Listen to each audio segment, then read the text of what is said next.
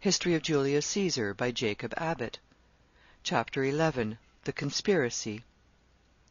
Caesar's greatness and glory came at last to a very sudden and violent end. He was assassinated. All the attendant circumstances of this deed, too, were of the most extraordinary character, and thus the dramatic interest which adorns all parts of the great conqueror's history marks strikingly its end.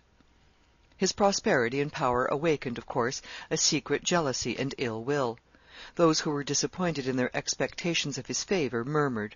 Others, who had once been his rivals, hated him for having triumphed over them.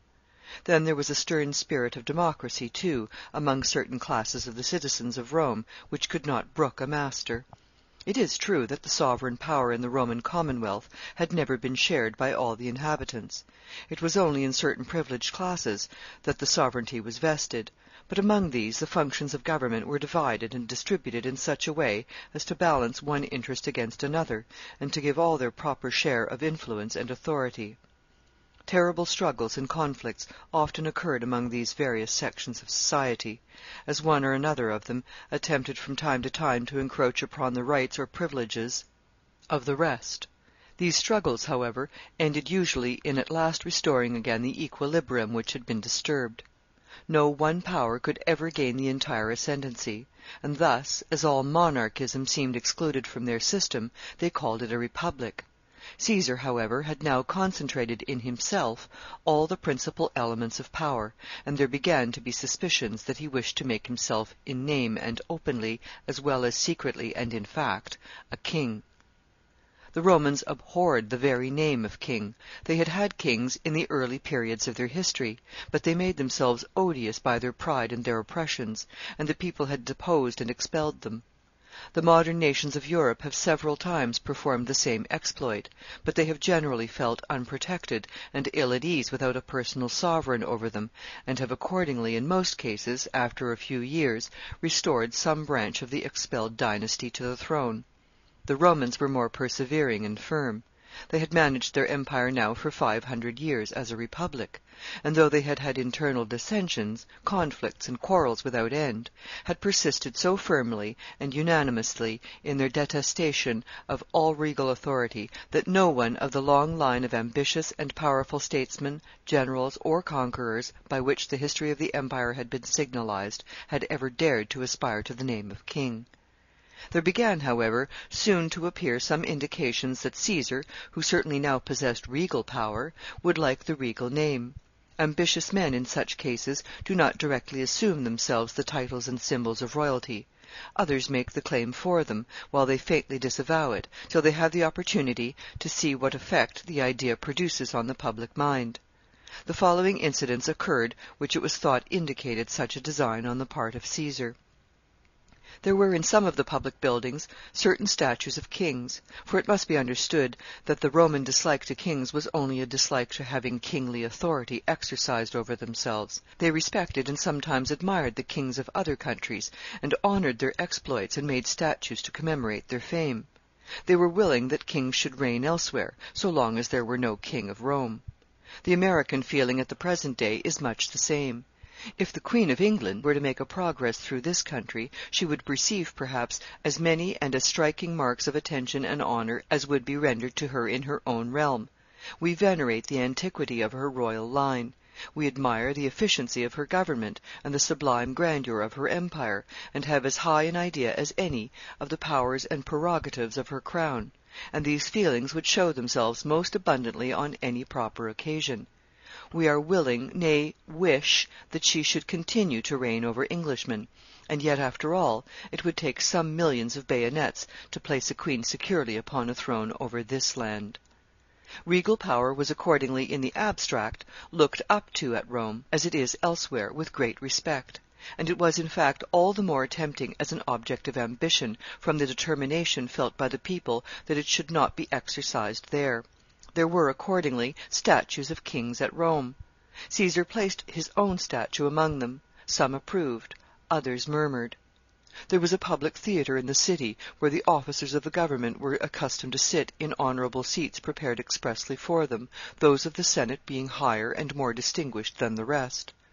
Caesar had a seat prepared for himself there, similar in form to a throne, and adorned it magnificently with gilding and ornaments of gold, which gave it the entire preeminence over all the other seats. He had a similar throne placed in the Senate chamber, to be occupied by himself when attending there, like the throne of the King of England in the House of Lords. He held, moreover, a great many public celebrations and triumphs in the city in commemoration of his exploits and honors, and on one of these occasions it was arranged that the Senate were to come to him at a temple in a body and announce to him certain decrees which they had passed to his honor. Vast crowds had assembled to witness the ceremony. Caesar was seated in a magnificent chair, which might have been called either a chair or a throne, and was surrounded by officers and attendants. When the Senate approached, Caesar did not rise to receive them, but remained seated, like a monarch receiving a deputation of his subjects. The incident would not seem to be in itself of any great importance, but considered as an indication of Caesar's designs, it attracted great attention, and produced a very general excitement.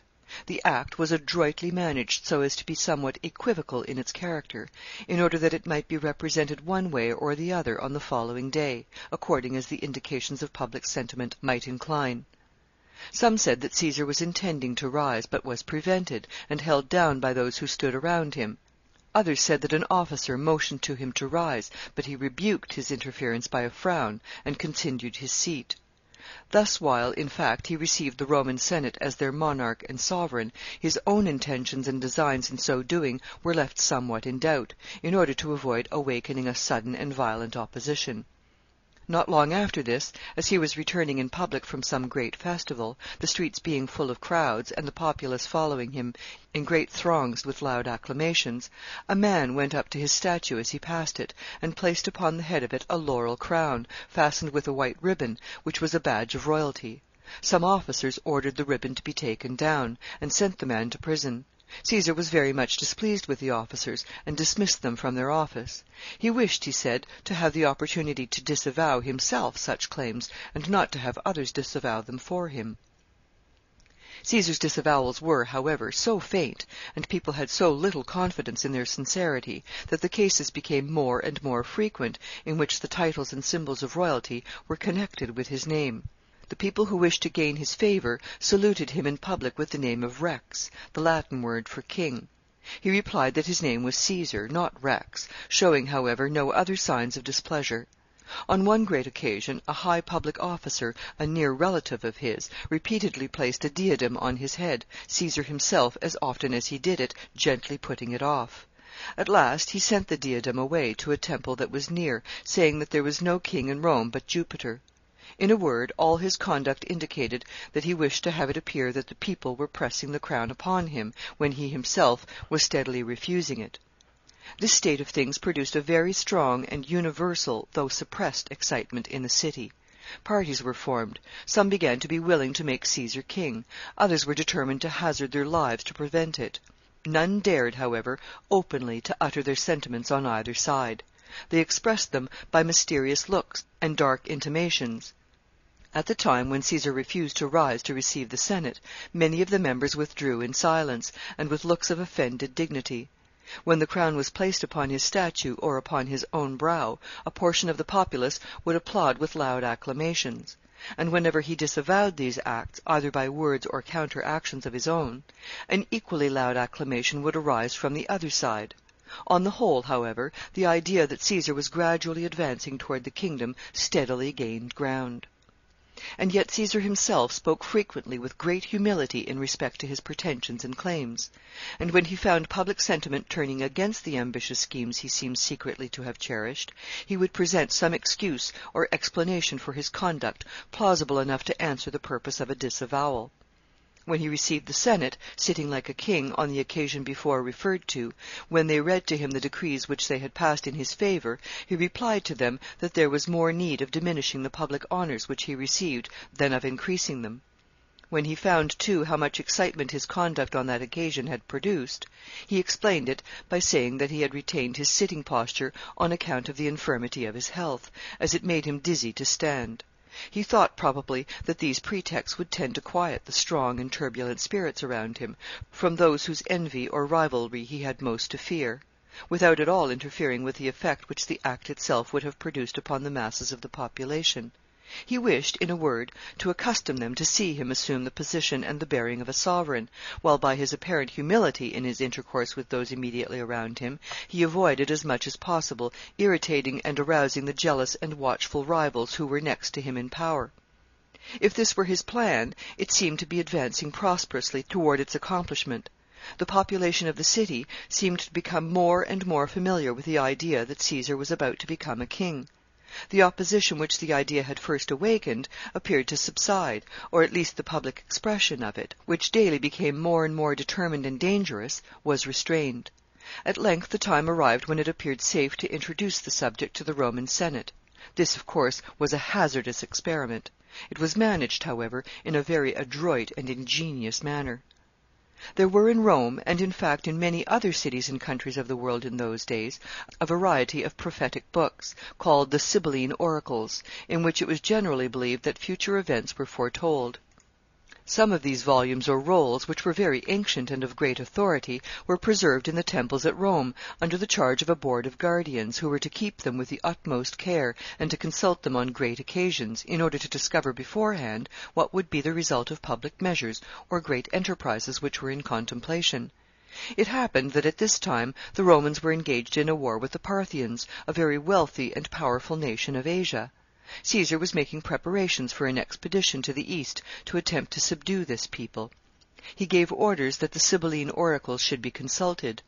The proper officers, after consulting them with the usual solemn ceremonies, reported to the Senate that they found it recorded in these sacred prophecies that the Parthians could not be conquered except by a king. A senator proposed, therefore, that to meet the emergency, Caesar should be made king during the war. There was at first no decisive action on this proposal. It was dangerous to express any opinion. People were thoughtful, serious, and silent, as on the eve of some great convulsion.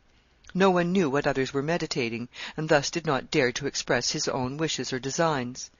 There soon, however, was a prevailing understanding that Caesar's friends were determined on executing the design of crowning him, and that the 15th of March, called in their phraseology the Ides of March, was fixed upon as the coronation day. In the meantime, Caesar's enemies, though to all outward appearance quiet and calm, had not been inactive. Finding that his plans were now ripe for execution, and that they had no open means of resisting them, they formed a conspiracy to assassinate Caesar himself, and thus bring his ambitious schemes to an effectual and final end. The name of the original leader of this conspiracy was Cassius. Cassius had been for a long time Caesar's personal rival and enemy. He was a man of a very violent and ardent temperament, impetuous and fearless, very fond of exercising power himself, but very restless and uneasy in having it exercised over him. He had all the Roman repugnance to being under the authority of a master, with an additional personal determination of his own not to submit to Caesar.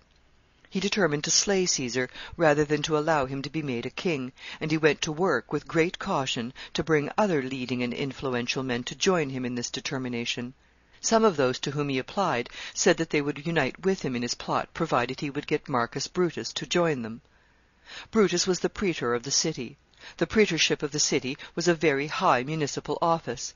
The conspirators wished to have Brutus join them partly on account of his station as a magistrate, as if they supposed that by having the highest public magistrate of the city for their leader in the deed, the destruction of their victim would appear less like a murder, and would be invested, instead, in some respects, with the sanctions and with the dignity of an official execution. Then, again, they wished for the moral support which would be afforded them in their desperate enterprise by Brutus's extraordinary personal character.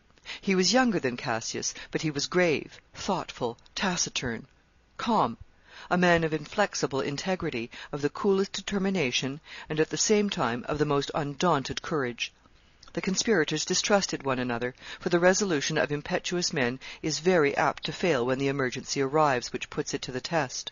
But as for Brutus, they knew very well that whatever he undertook he would most certainly do. There was a great deal even in his name.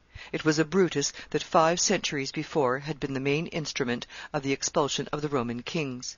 He had secretly meditated the design, and the better to conceal it, had feigned idiocy, as the story was, that he might not be watched or suspected until the favorable hour for executing his design should arrive. He therefore ceased to speak, and seemed to lose his reason. He wandered about the city, silent and gloomy, like a brute. His name had been Lucius Junius before. They added Brutus now, to designate his condition. When at last, however, the crisis arrived which he judged favorable for the expulsion of the kings, he suddenly reassumed his speech and his reason, called the astonished Romans to arms, and triumphantly accomplished his design. His name and memory had been cherished ever since that day as of a great deliverer. They, therefore, who looked upon Caesar as another king, naturally turned their thoughts to the Brutus of their day, hoping to find in him another deliverer. Brutus found, from time to time, inscriptions on his ancient namesake's statue, expressing the wish that he were now alive. He also found each morning, as he came to the tribunal where he was accustomed to sit in the discharge of the duties of his office, brief writings, which had been left there during the night, in which few words expressed deep meaning, such as, "Awake, Brutus, to thy duty," and "Art thou indeed a Brutus?" Still, it seemed hardly possible that Brutus could be led to take a decided stand against Caesar, for they had been warm personal friends ever since the conclusion of the civil wars. Brutus had indeed been on Pompey's side while that general lived. He fought with him at the battle of Pharsalia, but he had been taken prisoner there, and Caesar, instead of executing him as a traitor, as most victorious generals in a civil war would have done, spared his life, forgave him for his hostility, received him into his own service, and afterward raised him to very high and honorable stations. He gave him the government of the richest province, and after his return from it, loaded with wealth and honors, he made him praetor of the city. In a word, it would seem that he had done everything which it was possible to do to make him one of his most trustworthy and devoted friends. The men, therefore, to whom Cassius first applied, perhaps thought that they were very safe in saying that they would unite in the intended conspiracy if he would get Brutus to join them. They expected Cassius himself to make the attempt to secure the cooperation of Brutus, as Cassius was on terms of intimacy with him on account of a family connection. Cassius's wife was the sister of Brutus. This had made the two men intimate associates and warm friends in former years, though they had been recently somewhat estranged from each other on account of having been competitors for the same offices and honors. In these contests Caesar had decided in favor of Brutus. "Cassius," said he, on one such occasion, "gives the best reasons, but I cannot refuse Brutus anything he asks for." In fact, Caesar had conceived a strong personal friendship for Brutus, and believed him to be entirely devoted to his cause. Cassius, however, sought an interview with Brutus, with a view of engaging him in his design. He easily effected his own reconciliation with him, as he had himself been the offended party in their estrangement from each other. He asked Brutus whether he intended to be present in the Senate on the Ides of March, when the friends of Caesar, as was understood, were intending to present him with the crown. Brutus said he should not be there. "But suppose," said Cassius, "we are specially summoned?" "Then," said Brutus, "I shall go, and shall be ready to die, if necessary, to defend the liberty of my country." Cassius then assured Brutus that there were many other Roman citizens of the highest rank who were animated by the same determination, and that they all looked up to him to lead and direct them in the work which it was now very evident must be done. "Men look," said Cassius, "to other praetors to entertain them with games, spectacles, and shows, but they have very different ideas in respect to you. Your character, your name, your position, your ancestry, and the course of conduct which you have already always pursued, inspire the whole city with the hope that you are to be their deliverer. The citizens are all ready to aid you and to sustain you at the hazard of their lives, but they look to you to go forward, and to act in their name and in their behalf in the crisis which is now approaching." Men of a very calm exterior are often susceptible to the profoundest agitations within, the emotions seeming to be sometimes all the more permanent and uncontrollable from the absence of outward display. Brutus said little, but his soul was excited and fired by Cassius's words. There was a struggle in his soul between his grateful sense of his political obligations to Caesar and his personal attachment to him on the one hand, and on the other a certain stern Roman conviction that everything should be sacrificed, even friendship and gratitude, as well as fortune and life, to the welfare of his country. He acceded to the plan, and began forthwith to enter upon the necessary measures for putting it into execution. There was a certain general named Ligurius who had been in Pompey's army, and whose hostility to Caesar had never been really subdued. He was now sick. Brutus went to see him. He found him in his bed. The excitement in Rome was so intense, though the expressions of it were suppressed and restrained, that every one was expecting continually some great event, and every motion and look was interpreted to have some deep meaning. Ligurius read in the countenance of Brutus, as he approached his bedside, that he had not come on any trifling errand. "Ligurius," said Brutus, "this is not a time for you to be sick." "Brutus," replied Ligurius, rising at once from his couch, "if you have any enterprise in mind that is worthy of you, I am well." Brutus explained to the sick man their design, and he entered into it with ardor. The plan was divulged to one after another of such men as the conspirators supposed most worthy of confidence in such a desperate undertaking, and meetings for consultation were held to determine what plan to adopt for finally accomplishing their end. It was agreed that Caesar must be slain, but the time, the place, and the manner in which the deed should be performed were all yet undecided. Various plans were proposed in the consultations which the conspirators held, but there was one thing peculiar to them all, which was that they did not, any one of them, contemplate or provide for anything like secrecy in the commission of the deed. It was to be performed in the most open and public manner. With a stern and undaunted boldness, which has always been considered by mankind as truly sublime, they determined that in respect to the actual execution itself of the solemn judgment which they had pronounced, there should be nothing private or concealed. They thought over the various public situations in which they might find Caesar, and where they might strike him down, only to select the one which would be most public of all.